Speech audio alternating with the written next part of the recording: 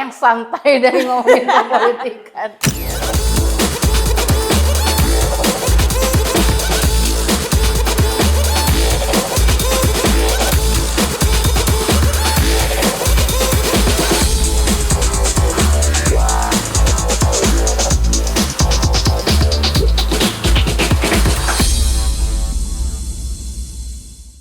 Halo Kak Inaya, Hai, selamat Karya. datang di kantor suara.com. Yay!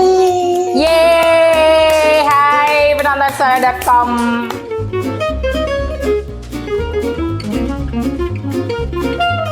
Kak Inaya kemarin nonton apa enggak sidang putusan? Nonton.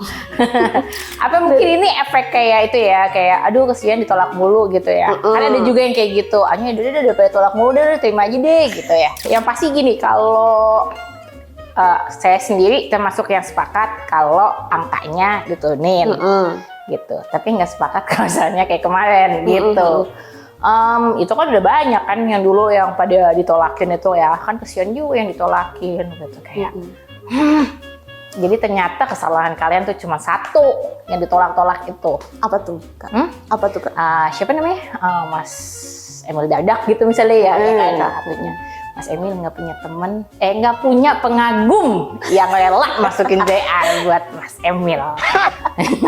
Itu kesalahannya Mas Emil. Jadi itu syaratnya ya? Karena gini, kayak bapakku aja dulu pernah ngajuin JR kan. Kalau nggak salah tuh parliamentary threshold atau kalau nggak salah itu bareng banyak ahli hukum. Gagal. Ya, jadi bapakku, ya tapi bapakku kan siapa sih? Bapakku bukan anak mahasiswa umur 23 tahun, jadi mungkin itu kesalahannya.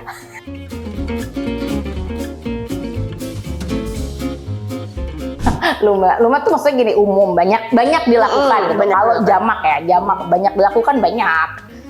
Etis apa enggak ya enggak gitu aja. Kalau pertanyaannya itu, kalau jamak banyak yang lakuin ya banyak kok. Sebenarnya nggak apa-apa juga, itu kan prosesnya sebenarnya gini, kalau mau ditanya itu prosesnya sah nggak secara hukum? Sah banget gitu.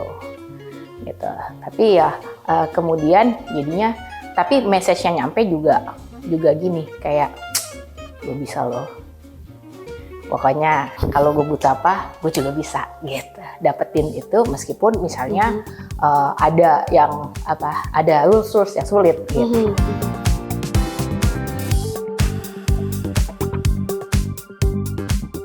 Aku mau cerita sesuatu ya beberapa minggu yang, tapi ini nggak bercanda. Iya, serius. Ini serius. Beberapa minggu yang lalu. Jadi ini jauh dari sebelum terjadi kasus MK19 segala macam.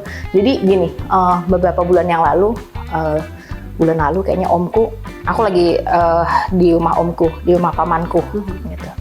Pamanku dokter bukan hakim, by the way. Pamanku ngomong gini, dia kebetulan habis nonton aku di salah satu acara di stasiun TV lah ya gitu. Terus dia bilang gini, tapi tau nggak satu hal yang aku syukurin tuh apa Om? Bahwa bapakmu tuh jadi presiden nggak lama-lama. Kok kesannya kedengarannya nggak enak ya Om ya gitu. Maksudnya apa Om gitu? Terus dia bilang, iya soalnya kita nggak tahu kita akan berubah kayak apa kalau lama. Kekuasaan itu bisa mengubah kita kapan aja. Seperti apa yang kita nggak tahu bentuknya. Dia bilang gitu. Semakin lama kekuasaan itu kita nikmati, perubahan itu akan semakin akan semakin mudah kita berubah, dia bilang gitu. Jadi aku bersyukur banget. Tapi karena itu beberapa bulan yang lalu aku cuma manggut-manggut. Mungkin kalau hari ini ngomongnya aku akan bilang, aku juga bersyukur Om dokter, bukan hakim. Itu aja.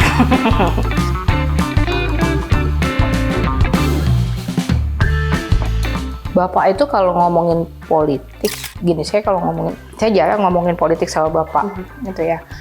Saat itu, karena saya satu rumah sama bapak dan masih waktu itu di bawah secara finansial dibiayain bapak, jadi nggak mungkin punya pendapat berbeda. Nggak bercanda. Untuk bapak saya demokratis, paling putus pihak.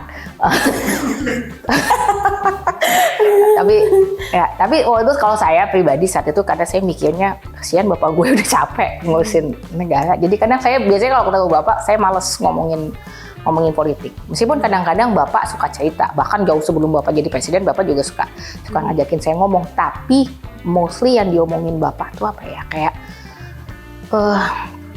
kadang lebih soal prinsipnya atau value-nya. Kayak kenapa bapak ngambil kebijakan ini, kenapa bapak ngambil kebijakan itu. Kayak misalnya dulu sebelum waktu bapak bilang bapak mau bubarin ini nih badan sensor. Wah gile gitu. Itu cerita bapak ngomong santai gitu, sambil ganyem gitu. Bapak mau bubarin badan sensor nih, kenapa pak gitu. Nanti kalau orang-orang ngomong sembarangan gimana? Gitu kan. Terus bapak bilangnya, ya udah, itu ininya demokrasi di situ gitu. Biar publik yang belajar sendiri gitu. Nanti kan media bisa jadi istilahnya tuh jadi seenaknya apa segala macam. Iya nggak apa-apa. Nanti publik kita kuatkan supaya mereka sendiri yang tahu, yang bisa milah mana sampah, mana bukan gitu. Udah. Tapi tugasnya tetap harus menguatkan gitu.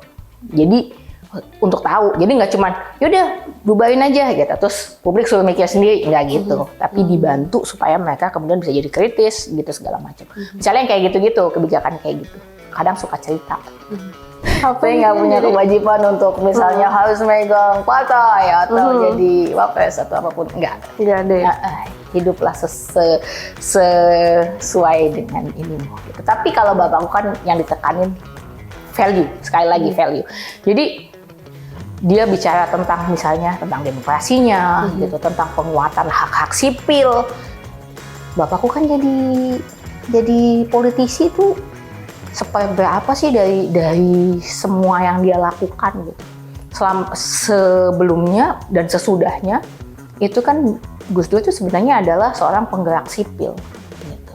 Nah, itu yang lebih penting daripada jabatan-jabatan itu tadi tuh ya cuman berapa, nggak lama. Itu pun dia nggak lama. Ya kan? Karena jadi presiden nggak modal, begitulah. Aku mengkuat bapakku loh, bapakku yang bilang modal dengkul, itu pun bukan dengkulnya dia.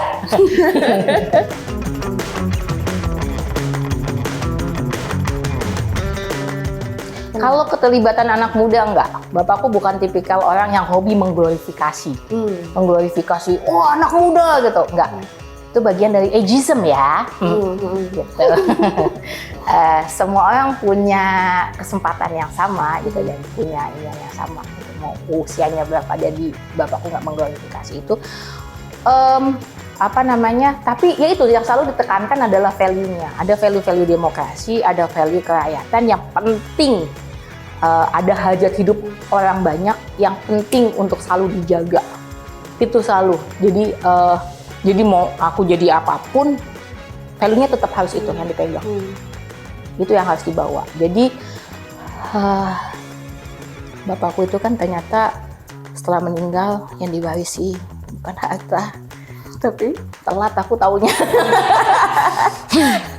Ternyata yang diwarisi adalah hutang pekerjaan yang banyak. Nah, salah satunya adalah menjaga demokrasi itu ya, gitu. Jadi itu yang dia selalu kayak tekanin. Itu yang perlu dijaga terus. Gitu. Kalau mau ngomongin kemudaan itu sebenarnya apa sih yang mau dicari gitu? Banyak banget nih yang di baliho itu, aku nggak tahu siapa mereka ngapain, yang mau dibawa apa, solusinya apa nih buat negara gitu ya. Terus nanti kalau dikritik bilang, kamu bisa kasih solusi apa? Ya kan ente kan dipilih sengaja untuk nyari solusi gitu. Masih gue juga yang disuruh pikir gitu kan. Nah, jadi terkesan gimmick banget gitu, entah gimmick atau token banget atau entah emang mereka capable, aku nggak tahu gitu. Tapi yang pasti kalau kita mau ngomongin muda, yang dicari itu progresifnya, progresivitasnya gitu. Nah, ini yang kadang-kadang suka kecelek nih gitu. Umur boleh muda, partai boleh muda, tapi status quo kan susah ya gitu. Nah jadi bukan itu yang dicari, tapi progresivitas. Gimana kemudian permasalahan-permasalahan bangsa yang juga dinamis gitu menuju katanya Indonesia emas dan bla bla bla. Itu dicari solusinya bareng-bareng dan diharapkan kalau lu muda lu lebih progresif karena lebih update gitu. Semisal nih, kita sebut namanya Gibran jadi nih cawapres. Saya sih nyediain popcorn sambil ini aja lah ya.